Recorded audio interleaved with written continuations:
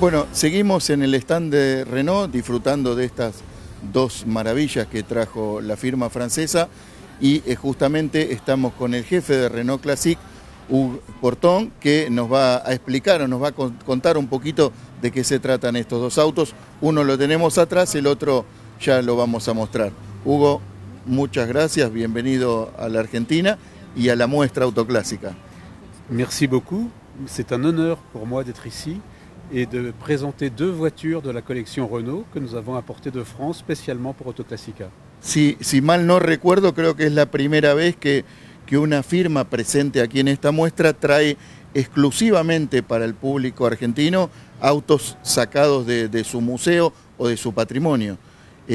¿Cómo es que ustedes se decidieron a hacer semejante movida, que sé que no es fácil? C'est vrai que c'est toujours difficile de faire voyager les voitures à travers le monde parce que les coûts logistiques sont très élevés.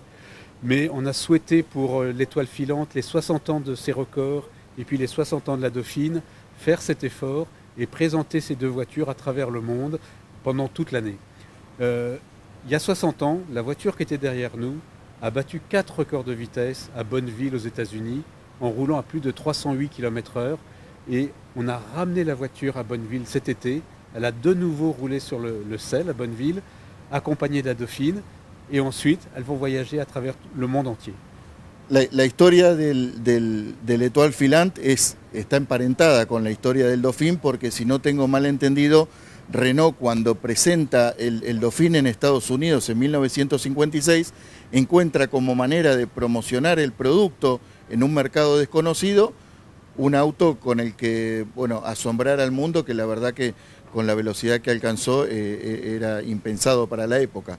Ahora es el camino inverso. Este auto es el que logró los récords y vuelven a mostrar el auto original adaptado a una nueva reglamentación para batir récord. ¿Cómo fue que se ocurrió eso?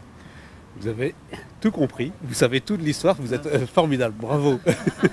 C'est exactement ça. Effectivement, en 1956, la Dauphine était l'outil de promotion commerciale de Renault aux États-Unis et on s'est servi de l'étoile filante, de la renommée du record pour promouvoir la Dauphine.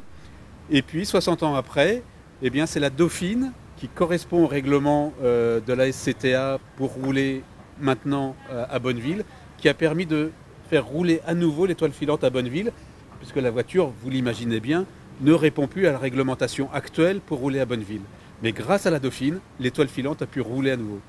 ¿Y cómo fue que decidieron volver después de 60 años a conquistar un nuevo récord, en este caso con un auto de características totalmente distintos y con velocidades que hoy por hoy parecerían irrisorias, ¿no?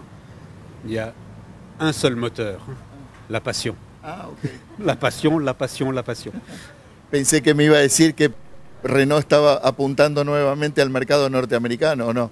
Non, non, c'est beaucoup plus simple que ça. Mais on ne veut pas en faire un usage passéiste, nostalgique, tourné vers le passé. On est vraiment dans une démarche passion, une démarche passionnelle. Et on s'est dit, voilà, pour fêter les 60 ans de la Dauphine, qu'est-ce qu'on fait? On fait une exposition un peu comme d'habitude, un peu plan-plan, un peu traditionnelle? Non, on va battre un record avec la voiture. Et l'équipe tout de suite s'est mise sur la voiture, on a travaillé sur la voiture, on était tous passionnés autour de la voiture. Et c'est ça, je dirais, notre raison d'être chez Renault. C'est de montrer que la passion n'a pas d'âge. C'est une voiture de 1960, mais c'est la passion d'aujourd'hui.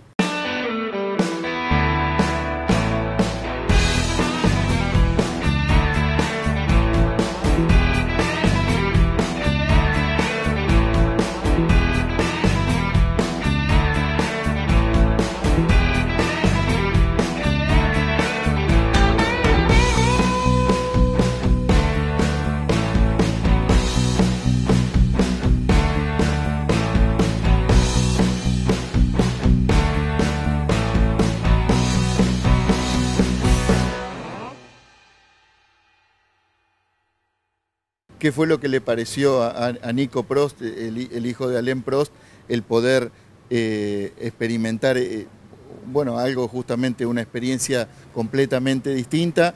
Incluso lo vimos trabajando junto con su padre, haciendo distintas publicidades para la marca, por lo cual entiendo todo lo que me está diciendo con respecto a la pasión. Alors, c'est toujours la même idée. C'est qu'au départ, y a une passion et on ne voulait pas être dans la nostalgie. Et on s'est dit, il faut qu'on ait un pilote jeune et qu'il soit un pilote d'aujourd'hui et non pas un pilote de l'époque. Pilotes pour lesquels j'ai beaucoup de respect et on les fait rouler, il n'y a pas de problème avec ça, mais on voulait un pilote jeune.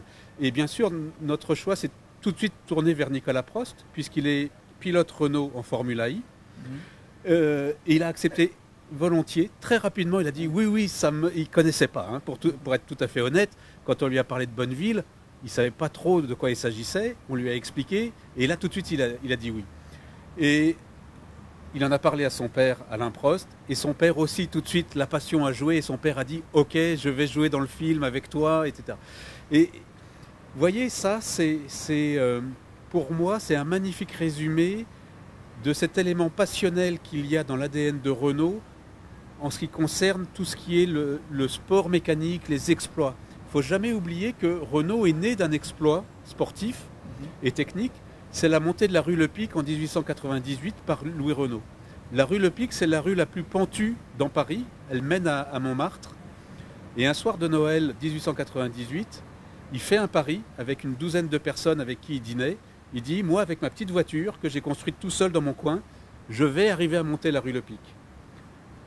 Il s'élance, il arrive en haut de la rue Le Pic, et le soir même, les gens avec qui il avait parié ont pris les commandes de la voiture. Et il a eu 12 commandes de voiture. Ces 12 commandes, il ne savait absolument pas comment les honorer, il ne savait pas comment fabriquer les voitures. Et c'est ses frères qui l'ont aidé à construire, à créer la société Louis Renault, et c'était parti.